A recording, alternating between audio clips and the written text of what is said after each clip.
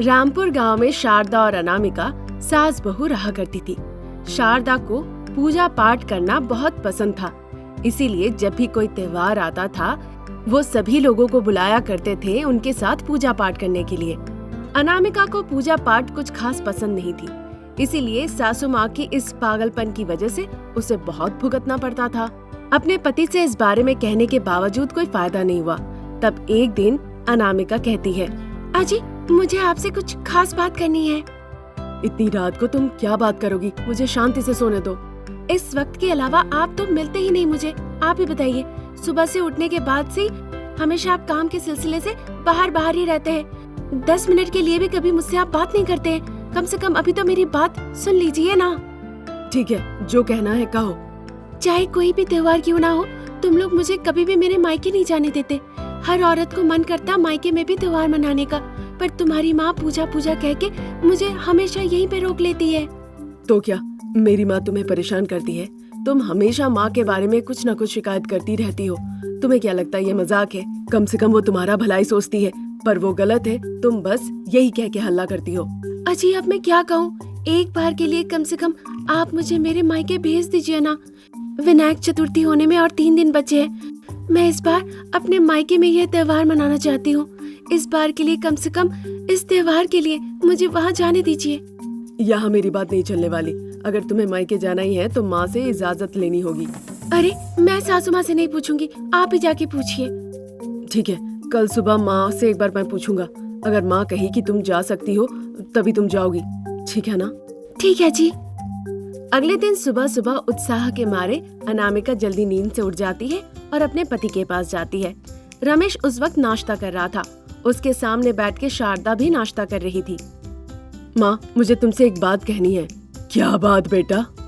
अनामिका गणेश चतुर्थी के उपलक्ष्य पर अपना मायके जाना चाहती है। तुम कहोगी तो मैं उसे छोड़ आऊंगा। क्या बात कर रहे हो? इस बार 9 दिन के लिए उसे उपवास करना होगा, प्रार्थना करनी होगी। मेरी उम्र हो गई है, अब मैं उपवास नहीं कर सकती, पर मैं उसे उपवास करा के पूजा पाठ बहुत अच्छे से कराना चाहती हूँ। पर तुम लोग ऐसी बातें कर रहे हो क्या? अनामिका, तुम ऐसा करोगी? पूजा का नाम सुन के ही तुम दूर भागने लगती हो। कितनी बार मुझे कहना होगा? मेरी बात सुनो, हम सब चाहते हैं कि तुम जल्द से जल्द गर्भवती हो जाओ। ईश्वर की प्रार्थना करोगी तो सब भला होगा, इसीलिए फिलहाल मायके जाने की बात छोड़ दो। इस तरह शारदा अनामिका से कहती है और वहाँ से चली जाती है। उस रात अनामिका बहुत ज्यादा दुखी थी। इस बात के लिए रमेश अपनी पत्नी को समझाने की कोशिश करता है। अब मैं क्या कर सकता हूँ अनामिका? माँ जो कहेगी वही करूँगा ना। मैं 9 दिनों के लिए कैसे उपवास रखूं? मुझसे नहीं होगा। बस सासू माँ मेरे साथ ऐसा ही करती है। जब से मैं शादी होके यहाँ पे आई हूँ, पूजा के नाम से मुझे ऐसे ही करा रही है। मुझसे नहीं हो पा रहा है अब। अनामिका की ऐसी बातें सुन के रमेश अनामिका को अपने करीब ले आता है और फिर उसके आंसू पोंछता है। माँ के सामने उपवास का नाटक कर लेना। मैं तुम्हारे लिए खाना ले आऊंगा, चुपके चुपके तुम खा लेना, ठीक है ना? ईश्वर को हम प्रसाद में इमली, चावल, खीर, खिचड़ी क्या कुछ नहीं देते, पर मैं कुछ भी नहीं खा सकती। उपवास के नाम पर वो मुझे कुछ भी खाने नहीं देती। तुम्हारी बातें कैसे सच हो पाएगा? ये सब सोचने की जरूरत नहीं, मैं सब संभाल लूंगा, तुम सो जाओ। उस रात रमेश और अनामिका काफी देर तक बातचीत करते हैं। अगले दिन सुबह अनामिका के घर के सामने विनायक की एक बड़ी सी मूर्ति रखी जाती है। शारदा बहुत उत्साहित हो जाती है। रमेश सब कुछ का बंदोबस्त करता है। पूजा शुरू हो जाती है। बहुत लोग वहाँ पूजा के लिए आते भी हैं। सभी लोग गणेश जी के सामने में बैठ जाएं। मैं मंत्र पढ़ना शुरू करता हूँ। शारदा जी आप चावल छिड़कते रहिए। अरे पंडित जी, मैं नहीं बैठूंगी, इस बार मेरी बहू बैठेगी। इस बार उसी ने उपवास रखा है। वो 9 दिन का उपवास करना चाहती है और पूजा करना चाहती है। आप आशीर्वाद दीजिए। बहुत बढ़िया, आओ बैठो बेटा। मैं जब मंत्र पढ़ूंगा तुम बहुत ध्यान लगा के बस ईश्वर का नाम लेते रहना। ठीक है पंडित जी। ओम शुक्लाम वर्धनम विष्णु चतुर्भुजा। इस तरह पंडित जी मंत्र पढ़ने लगे। अनामिका हल्दी चावल छिड़कती रही। 1 घंटे के बाद अनामिका को बहुत जोरों की भूख लग जाती है। बहुत दुखी होकर अनामिका अपने पति के तरफ देखती है। रमेश को तभी एक तरकीब आती है। किचन से कुछ आवाजें आ रही है, ऐसा कह के वो अनामिका को देखने के लिए भेजता है। अनामिका किचन में जाती है और जो भी प्रसाद रखे थे वो सब खा लेती है। फिर वहाँ से जल्दी से आके वो पूजा में बैठ जाती है। पंडित जी, मुझे आपके मंत्र सुनाई नहीं दे रहे हैं, जरा तेज बोलिए। हाँ सासू माँ, मुझे भी ठीक से सुनाई नहीं दे रही है। अगले दिन भी अनामिका और रमेश मिलके यही चाल चलते हैं। हर दिन किचन से कुछ आवाज आ रही है ये देखने के बहाने जाकर अनामिका अच्छे से खाना खा के आती थी।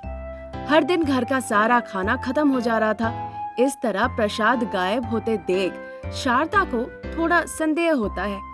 आखिरकार नवरात्रा का दिन आ गया। आज मैं देखूंगी प्रसाद कैसे गायब होते हैं। मैंने प्रसाद में मिर्च पाउडर मिला दिया है, बहुत ज्यादा मिलाया है। अब मैं देखूंगी क्या होता है। शारदा वहाँ से चली जाती है और जाके पूजा में बैठ जाती है। ठीक 1 घंटे के बाद अनामिका को भूख लग जाती है। वो रमेश को इशारा करती है। हर दिन की तरह रमेश जाके किचन में फिर कुछ आवाज करता है ताकि अनामिका वो देखने के लिए जाए। फिर अनामिका जल्दी से भागते हुए किचन में जाती है। वहाँ किचन में रखे हुए सारा प्रसाद अनामिका खाने लगती है। अब मिर्च पाउडर मिलाया हुआ प्रसाद अनामिका खा लेती है तो चिल्लाने लगती है। चिल्लाने की आवाज सुन के सभी लोग देखने के लिए जाते हैं। अब पता चला आखिरकार चोर कौन है। सभी के सामने शारदा रमेश और अनामिका से सवाल करने लगती है। ये हरकत किए कोई अकल नहीं है? तुमने कितनी बड़ी गलती की है? तुम अपनी पत्नी की बात सुने। माँ, अनामिका को पूजा पाठ बिल्कुल पसंद नहीं है। उसने अपनी सारी इच्छा मार दी है ये करने के लिए। समझने की कोशिश करो माँ, पूजा दिल से किया जाता है। जबरदस्ती किसी से पूजा कराना तकलीफ देना होता है। माँ, मेरी तकलीफों को समझने की कोशिश कीजिए ना सासू माँ। मैंने आपके बातों पे कभी इनकार नहीं किया। आपने जो कहा वही मैंने किया हमेशा। अनामिका की बातें सुन के शारदा सोच में पड़ जाती है। उसकी बातें सुन के उसे बहुत बुरा लगता है। बाद में वो मुस्कुराते हुए अनामिका को गले लगा लेती है। ठीक है बेटा, तुम अपने मायके जाओ और त्योहार मना के 1 हफ्ते बाद लौटना। आज के बाद मैं कभी भी तुम्हें तकलीफ नहीं दूंगी बेटा। तुम्हें भी खुश रहने का हक है। मैं बहुत खुश हुआ माँ। फिर तीनों मिलके खुशी खुशी गणपति जी को नमन करते हैं। फिर रमेश अनामिका को उसके मायके छोड़ने ले जाता है। रामपुर गांव में अनामिका नाम की एक चतुर महिला रहती थी। अनामिका के पति रमेश एक छोटा सा टिफिन सेंटर चलाते थे। अनामिका की सासू माँ शारदा घर पर ही रहा करती थी। वो तीनों उस घर में बिना किसी परेशानी और तनाव के खुशी खुशी रहते थे। लेकिन कभी कभी उन्हें आर्थिक दिक्कतों का सामना करना पड़ता था। बस रमेश ही उस घर में जो काम करता था, इसीलिए पूरे परिवार को पूरी तरह से रमेश के वेतन पर ही निर्भर रहना पड़ता था। एक दिन शारदा अपने बेटे से कहती है, बेटा रमेश, बाहर देखो, बादल से घिरा हुआ है आसमान। बारिश होने वाली है। आज व्यापार हो पाएगा?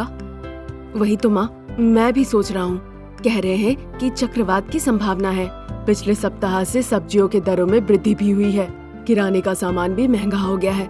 ऐसे में व्यापार चलाना बहुत मुश्किल हो रहा है। अजी, हम अपना दुकान हमेशा नहीं खोले रख सकते। जो आएगा वो सामान खरीद के ले जाएगा।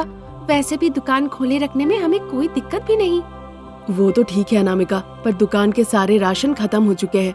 तेल का भाव भी बहुत बढ़ गया है। मुझे बहुत डर लग रहा है।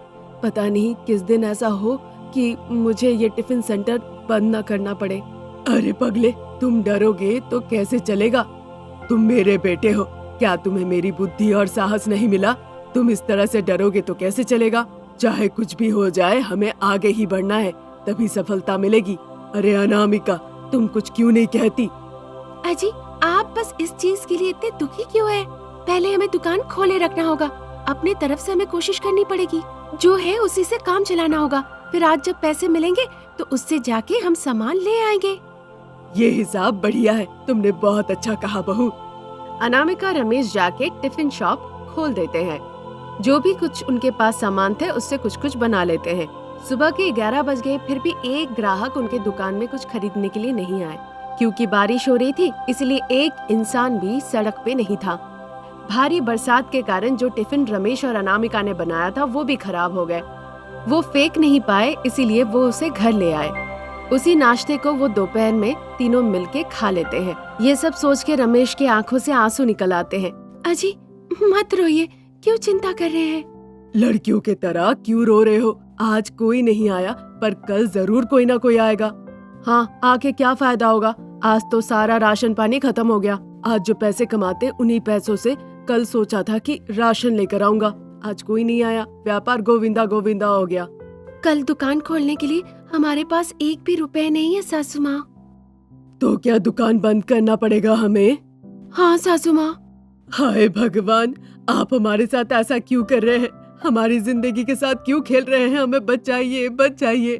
सासू माँ चिंता मत कीजिए, आपका बीपी बढ़ जाएगा। आप ज्यादा सोचेंगी तो आपकी सेहत खराब हो जाएगी। शांत रहिए सासू माँ, शांत।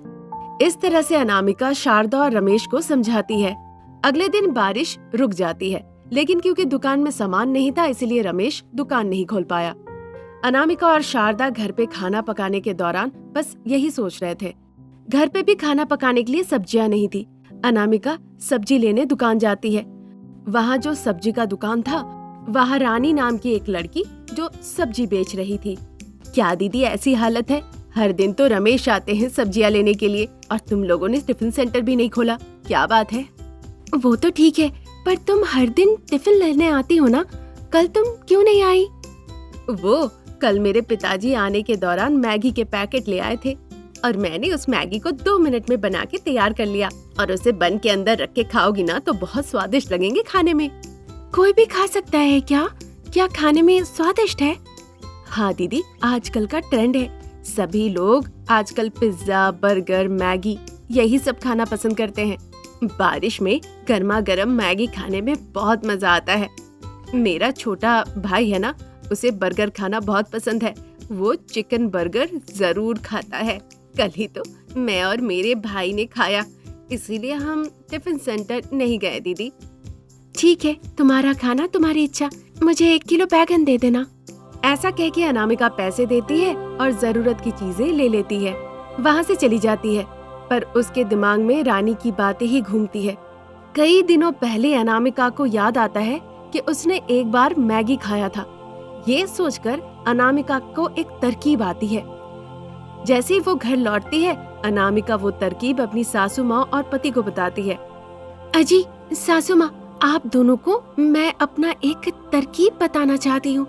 मैं चाहती हूँ मैगी बर्गर बना के बेचे। ये व्यापार बहुत अच्छा चलेगा, भरोसा कीजिए।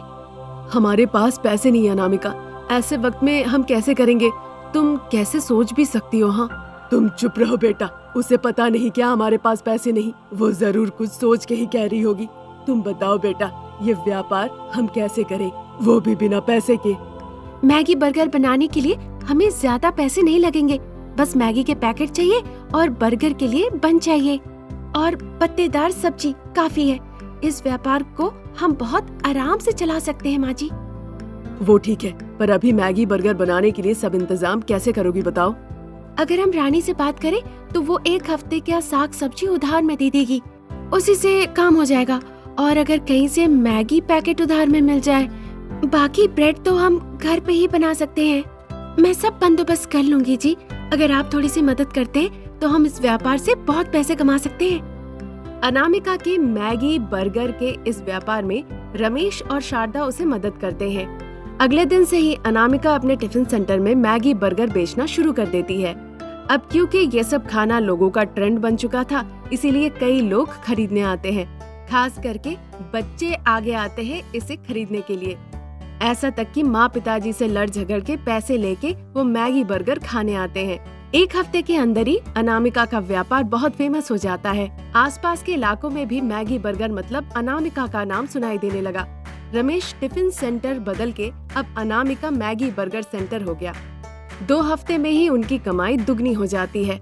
अनामिका इस बात से बहुत खुश होती है। अनामिका, तुमने बहुत अच्छा काम किया, हमें बहुत मुनाफे हुए। मुझे पता था उसने कहा है तो जरूर करेगी, लेकिन देखो फिर बारिश होने वाली है। अगर बारिश हुई तो व्यापार और बढ़ेगी सासू माँ। बारिश में ही तो लोगों को मैगी बर्गर खाना बहुत पसंद है, आप देखते रहिए। ऐसा कह के अनामिका झुक के दुकान के बाहर देखती है। लोग वहाँ पे छतरी लेके लाइन लगा के खड़े थे। ये देखकर शारदा और रमेश जोर जोर से हंसने लगते हैं और अनामिका बहुत उत्साहित होके मैगी बर्गर बनाने में लग जाती है।